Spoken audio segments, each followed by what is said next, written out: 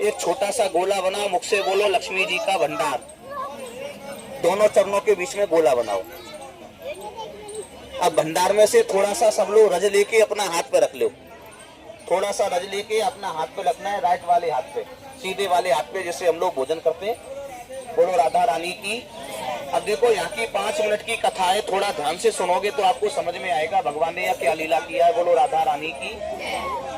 आप लोग इस स्थान पर बैठे हो, इस स्थान को बोला जाता है रमण रेती। क्या बोलते हैं?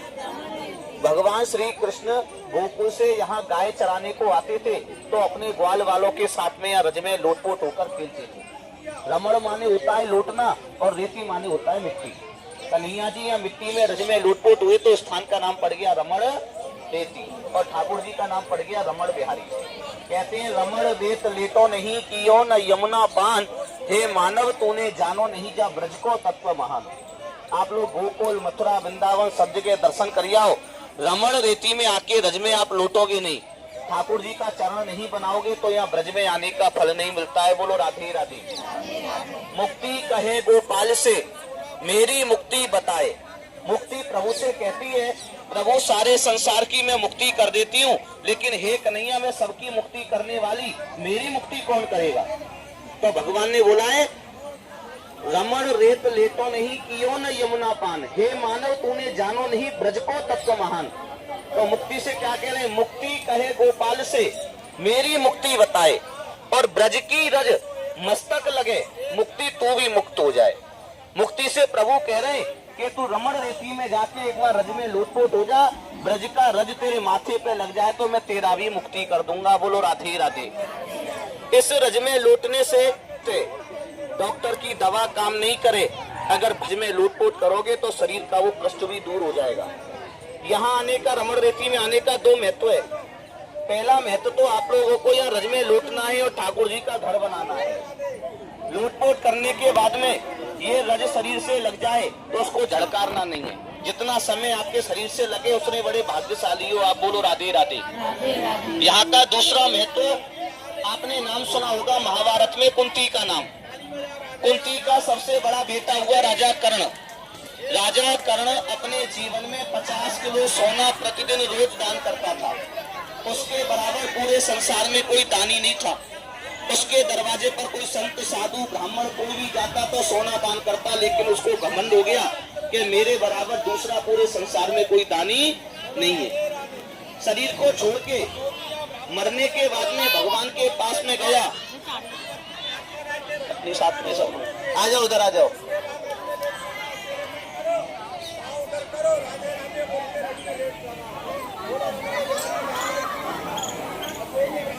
बैठ जाओ सब लोग, जो लोग अभी आए बैठ जाओ। कमंड हो गया कि मेरे बराबर पूरे संसार में कोई दानी नहीं है। शरीर को छोड़ के मरने के बाद में भगवान के धाम में गया राजा कर्ण, तो खाने को उसको सोना मिला, पीने को सोना मिला और पहनने को भी सोना मिला। उसके पास में भोजन आता, भोजन को हाथ लगा देता तो सोना बन जाता। दूध का गिलास आता, दूध को हाथ लगा देता तो सोना बन जाता। प्रभु से बोला इतना दान धर्म मैंने किया है प्रभु, खाने को पीने को पहनने को सोना क्यों मिलता है? तो भगवान बोले जैसी करनी वैसी भरनी।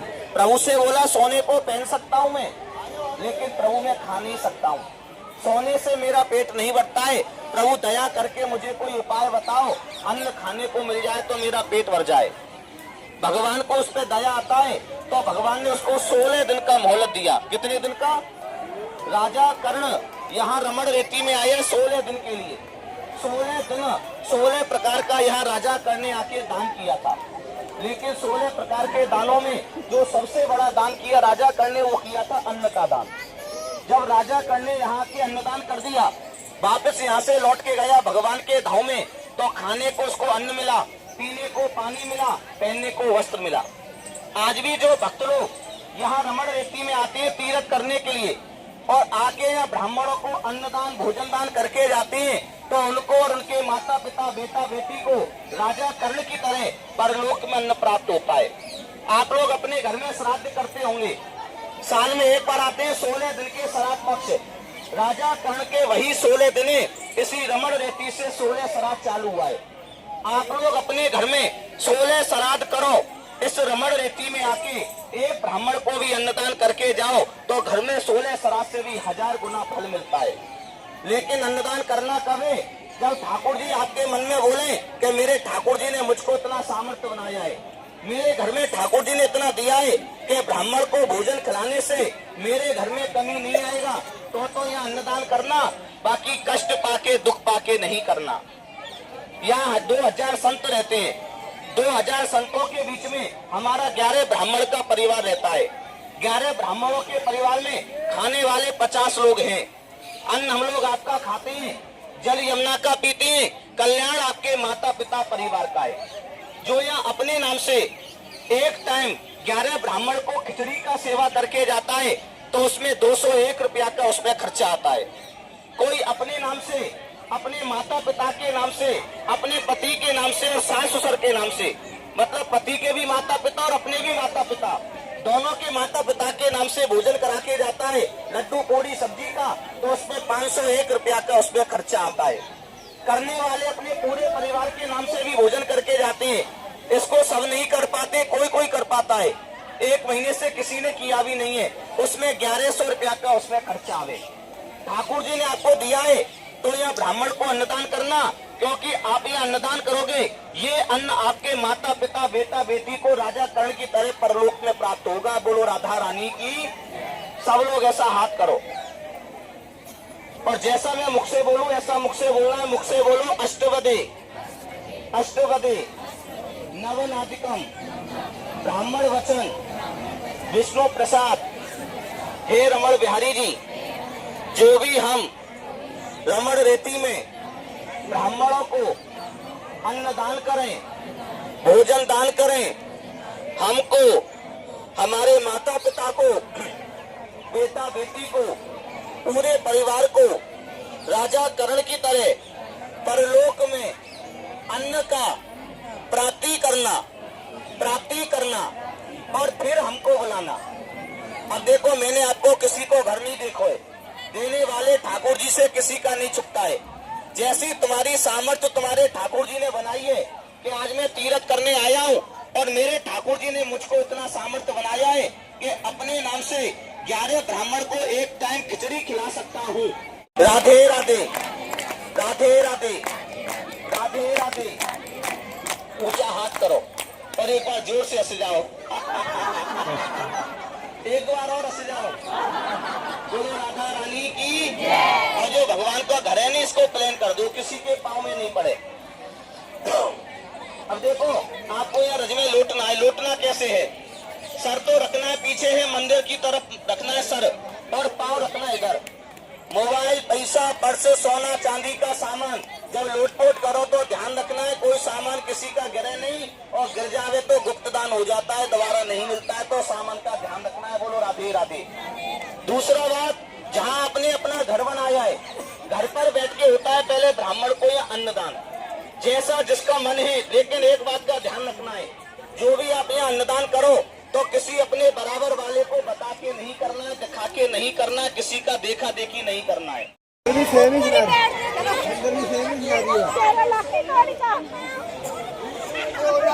चलो सब लोग आ जाओ, उधर आ जाओ।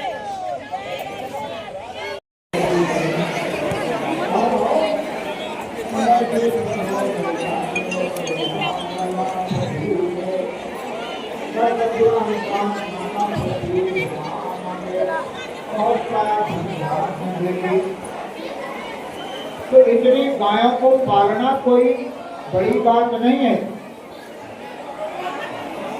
तब हो जब सारा परिवार, बड़े बड़े बलवान भगवान के बेटे हार गए, उस दिल्ली के होने वाले राजा नल को निकालने में थक गए। तब भगवान को समाचार दिया, भगवान आए